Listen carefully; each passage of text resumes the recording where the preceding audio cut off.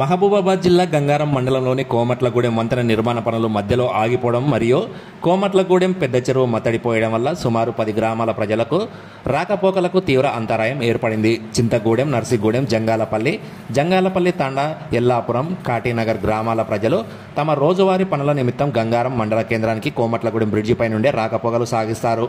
అయితే జిల్లాలో తీవ్ర వర్షాభావం కారణంగా మరియు బ్రిడ్జి పనులు మధ్యలో ఆగిపోవడంతో ప్రజలు తీవ్ర ఇబ్బందులు ఎదుర్కొంటున్నారు. ఇప్పటికైనా అధికారులు బ్రిడ్జి నిర్మాణ పనులను వేగవంతం చేసి ప్రయాణాన్ని సులభతరం చేయాలని ప్రజలు కోరుకుంటున్నారు.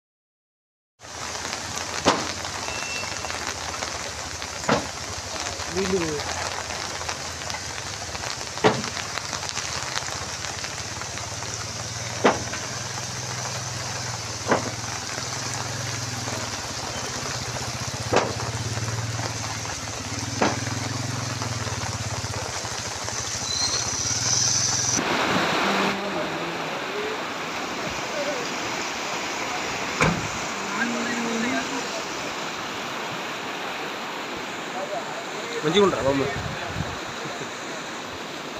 నా బండి అయిపోదురా. ఎట్లా అయిపోతుంది?